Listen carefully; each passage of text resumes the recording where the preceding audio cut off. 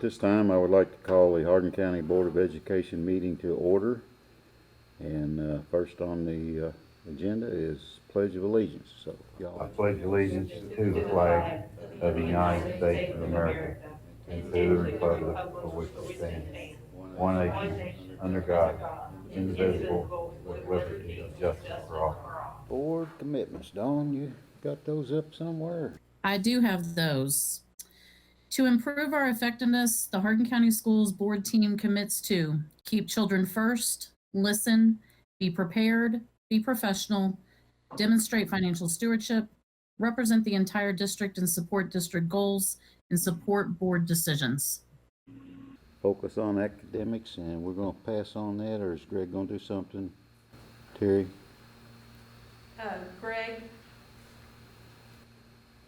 Greg, you have anything on focus on academics? Well, we just been focusing on our and we met with our principals last Friday to discuss that with them so they could be with the teachers this week to talk about content, instruction, social emotional learning, and safety, what those aspects will look like when we return to school. Spoke to WDRB News today about the framework of our reentry plan. So just a framework, but we're excited about getting that started. And when we return to school, we're going to try to be ready to go. That's really all I have for tonight. I hope it's a go. Thank you. And no visitors here tonight. Construction updates. John Stith, you going to take care of that for us? Yes, sir, Chairman. As the board's aware, we're making good progress at the Lincoln Trail site. They've started to spray insulation foam on the exterior masonry block walls. They've also started laying several courses of brick as well, the field color. Roofing is nearing completion on the classroom portion of the facility. And overall, very, very pleased with the progress there. If you drive by the facility there off of 62, it's really starting to look like a school. You can see the whole front, the windows to the cafeteria, and very, very pleased with the progress there. East is a little behind Lincoln Trail. Was very pleased this week with the level of participation, especially from the masonry sub. They have an additional crew that's coming now out of Alabama, and we had 15 full masons on site this week, and it's our understanding that that number will continue to be added to over the next 2 weeks with as many or that many more masonry helpers. They've laid just about all of the hollow core planks that they're going to pour the concrete on for the second floor, and have a lot of steel work that's going on as well. So if they can pick up the pace, we'll be very pleased with the progress we're seeing at East Hardin as well. Okay. John, have we lost any more days to the weather? I wouldn't say to the weather. COVID has certainly impacted the east site. We had 2 masonry crews, one that was coming out of Eastern Kentucky and one that was coming out of Louisville. A number of their crew members were above the age of 60. And so when the order was given for those folks in that age group to stay home, a number of those elected to do so. So it certainly affected us a little bit there. But the weather has been very tricky lately. It has a monsoon, but it's like it can't decide if it wants to rain or not. So, and it seems like every time we start to dry out, we get drenched again. But as of right now, we don't anticipate rain impacting the schedule further. Okay, any other questions for John there on construction updates? Sorry I missed the meeting today, John. I just got off somewhere else, and that's the way it was. But still on track with the school over at Central Hardin, right? Yes, sir. Hated that you missed it. Rob shared with us the latest set of rendering for the exterior of the building. As you'll recall, we wanted the entryway to be just a little bit more pronounced so that folks didn't have to try to figure out which door was the main door. And I think he's come up with a nice concept and really actually took us around the entire exterior of the building. And overall, I was very pleased with what we have to date. Not saying that it's still 100% set in stone, but I definitely think we're on the right track. I know Board Member Johnson was able to make that meeting. I don't know if she would want to add anything or not. I was just going to add, John, that I think that everything is looking good. I think they've got a lot done, and I was very pleased with what I saw, and I think it's gonna look very nice when done. He did. I had to cut out last month before the renderings were up there, so I don't know what the main entrance looked like, but they showed today I thought was very good, and got a little bit more input on that, and so I think things are moving along well. I was pleased. Okay, did we take off part of that walkway canopy then in the front of the entrance? Yes, sir, they did. They actually turned it. It comes straight out from the main door now, and you don't. The canopy in the front is not nearly as pronounced. They did raise the main entryway door, similar to kind of the way east is going to look, to make it pop up a little bit above the roof line, so you know for sure that where the main entry is. And I apologize for stammering a little. I'm trying to share with you a picture of that. I don't know there, Chairman, if you were able to see that now or not. Right. Now, where is this? Central Hardin, This is the Central Hardin? It'll be the front entry. main entrance. That looks much better going in the front door. Plus, it's got a canopy there to give the person coming in the front a chance to stay in the dry before entering the building. Is there a reason for that overhang? That is a canopy, so if it's raining, if you're walking in, are you talking about the overhang on the media center? I'm not sure. It's on the left as I look at it. Yes, on the media center. That's just part of the roof line, and you can walk. There's a sidewalk in front of the media center to walk along the front of the building. That is our primary area. We're anticipating to load and unload cars. So students will probably be lined up along the media center in the morning, or excuse me, probably not in the morning, but in the afternoon for parent pickup. That's where parents will come to pick up their kiddos. Is the media center going to be in front of the gymnasium now? Correct. Yes, ma'am. It'll be on the very front of the school. I don't know if I can find a better picture here to share with you, but a short answer is yes. It will be a prominent fixture on the very front of the building. Any other questions? Okay. Consent agenda. I guess I think everything is pretty much the same as we discussed Friday. No changes.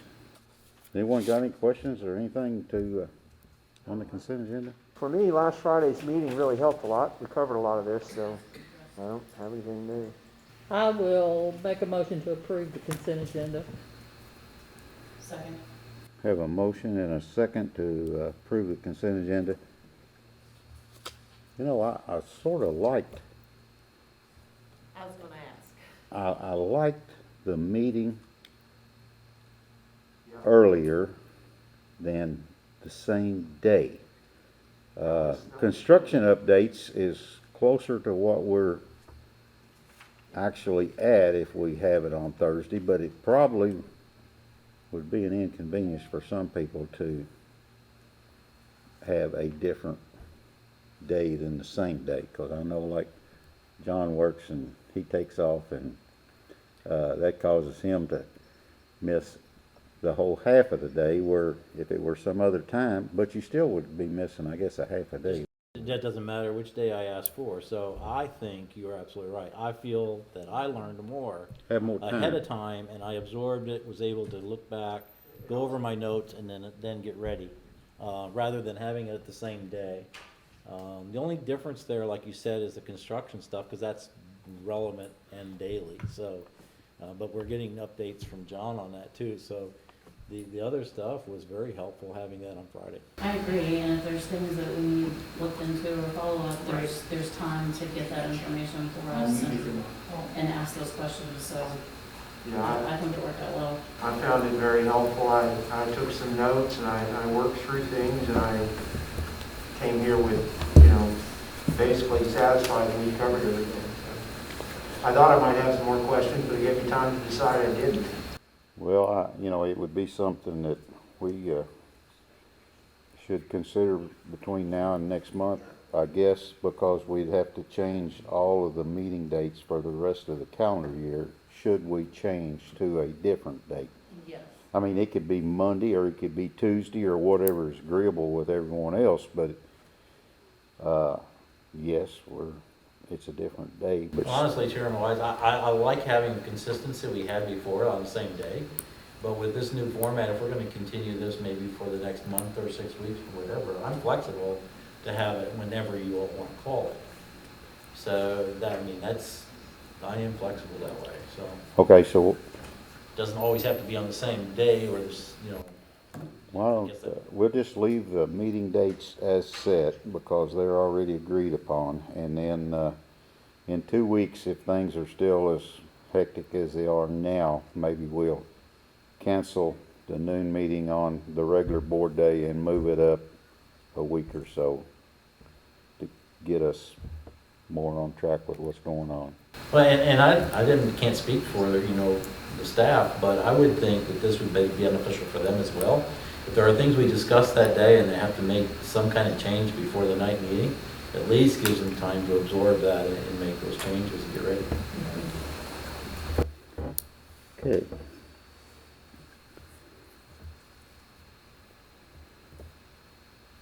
All right, any other,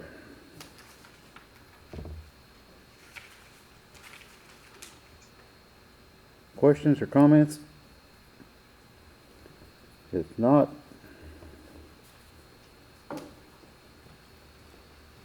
we'll vote. Ms. Johnson? Aye. Ms. Sharon? Mr. Seago? Aye. Mr. Emery? Aye. Chair votes aye. Motion carries. It takes us down to action items, and we have anything that needs to be on the action items? We'll have a short executive session here after a while to for some discussion on the contract.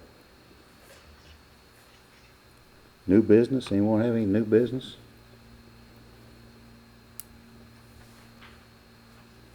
Superintendent's report. For the superintendent's report, I just want to give you all some great news. Mr. Robbins sent out, and John Wright did a press release on this about our early college academy. We had 104 total students, completed 1,328 total credit hours with an average grade point average of 3.43. So I don't know how many of you remember being in school and that first semester being away from home, but it takes a lot of discipline, so I'm really, really impressed with that. Of those 104, 72 students earned an associate's degree or will this summer. So we have 72 parents who should be very appreciative of the amount of money that dual credit has saved them, because they will go into college as juniors with that. So just incredibly impressive there. We had... Terry, can I stop you for a second on that? Absolutely. Can I ask a question about that? Yes. Do we have, I know that's tremendous. What you just said is just tremendous to me, looking at the financial impact of that. But if you calculate that out, Ben, maybe you can help me with this, but what's the math on that? How much money we calculate that out? What's the actual figure of money that was saved here for this family, these kids? Because this option was available to them. Depends on what you're And we're looking at how many are going in as juniors, and we're saving 2 years of college for them, and a college year is how much, depending on where they go. Yeah. So, I mean, I had to think for a second and stop, just to think, and say, this is just tremendous. Thank you. It is. We had 7 students who made the dean's list all 4 semesters of college. And of those 7, 2 of those students are on free and reduced lunch. And out of the 72 students, 19 of those students are on free and reduced lunch. And I bring that to your all's attention because the board a couple of years ago paid for students on free and reduced lunch their college tuition. And we agreed at that time, thank you. Let me go back to that. Of those students, 2 of 7 were on free and reduced lunch, and 19 of the 104 are being paid for by Hardin County Schools. And we agreed that as long as they were keeping that 3.0 average, and I can tell you they are doing well above that. And so the parents of those students greatly appreciate that. And by starting that associate's degree while still in high school, they are getting that reinforcement that they need. So I have no doubt they will go on to make great contributions. So just really appreciate that commitment. But you can see, and again, I hope everyone in the community takes an opportunity to look at that press release and recognize those students for what a great job they did at their high schools, either during an award ceremony or graduations. They were announced as completing that associate's degree. So that's great information. The next information I want to share is we have already began the process of looking at what the school year of 2020-2021 looks like.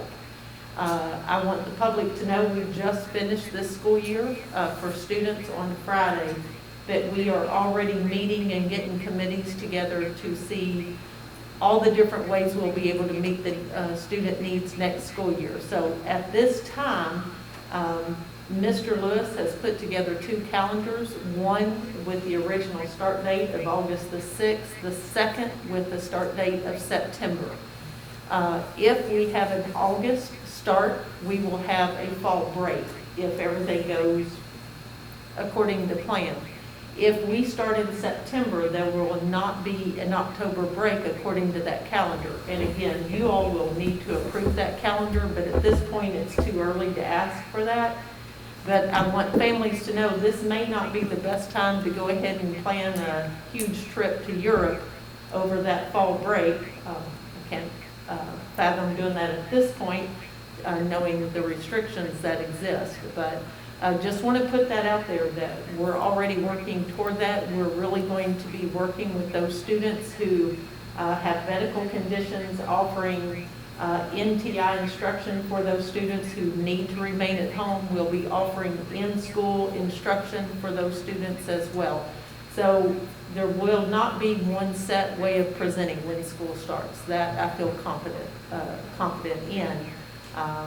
But want the parents to know if we had a set of exactly what it was going to look like, we would share that. At this point, we do not. We're getting lots of questions. You know, are you going to start? And it really depends on what the next 2 months, 3 months look like for us as a state and as a nation before we can make those decisions. But I do ask people to plan accordingly with the possibility of those changes. Further thing is I need to think we have Anna here and Gina Ryan here. Those folks, I know I talked about high school principals, each spending about 27 to 30 hours on a stage with bringing in graduates one at a time. But Gina and Anna filmed throughout that time, so they were standing for many, many more hours than that. So this weekend, Friday and Saturday, you'll be able to watch those graduations. And we want to say congratulations to our 2020 graduates. One of the TV stations said, well, do you feel they've been slighted? And I got to tell you, with everything that's happening for them, I don't know that slighted would be the word. They seem to have gotten more attention than any other group of graduates, as they should. But it's very impressive to see all the hard work that they've been doing. So thanks to everyone who's made that possible. And we were very fortunate to have a TV program within our school system so that this could be made possible too. That, you know, it's, and it was. We really appreciate Gina and what the staff done, but it was a lot of extra work and effort, and we appreciate it. And Chairman, I will add to that, I was on a conference call with several other superintendents in the state, and another county with one high school paid $35,000 to a production crew to come in and do that. And that's in far eastern Kentucky, but $35,000 for one high school graduation. So. You better be quiet, Gina. Might be asking for some kickback back there. No, we really appreciate it. Can we charge those kind of rates for Gina to go around the state and do that? Braved a lot of rainy weather, and but it was well, it's going to be well worth it. I have always believed that HCEC-TV is a really, really good asset to this school district. It has added so much to the things that we are able to provide our students and our community. And I think it's well worth what we've put into it over the years. And I'd sure like to see it continue on. Okay, do you have anything else, Superintendent report? No, sir. That's good. Okay, I'd like to have a short executive session here if y'all don't mind, and Executive session to discuss personnel issues. I'll second. okay, I have a motion. Have a motion and a second. Voting, Ms. Johnson? Aye. Ms. Sharon? Aye. Mr. Seago? Aye. Mr. Emery? Aye. Chair votes aye. Okay, we'll take a short executive session and return back to schedule here in just a few minutes. The meeting is called back to order from the executive session. And just wanted to announce a couple of dates before we close. Will be the graduation on TV, May the 22nd, 7 o'clock, John Hardin High School. May the 23rd, 11 a.m., Central Hardin. And May the 23rd at 7 will be the North Hardin graduation. So all the folks out there, we would like for you to watch the graduation ceremonies, and at least our kids will hopefully be proud that we done the best we could do for them this year. They'll go down on record as being the first, I guess, virtual graduation ceremony, or however you would want to say it, but we're proud of them. It seems like the year just started a few months ago, and it ended a few months ago, but really it's just now ending. So we appreciate them getting through it with us, and hope that all the seniors has a really good year and continues their education somewhere. Anyone got anything else before we adjourn? Not, I need a motion to adjourn. Motion to adjourn. I'll second. I have a motion by Ms. Sharon and a second. Ms. Johnson voting. Aye. Ms. Sharon. Aye. Mr. Emery. Aye. Mr. Seago. Aye. The chair votes aye. So we are adjourned, and good night, everyone, and have a safe trip home. Thank you for what you do. Stay safe.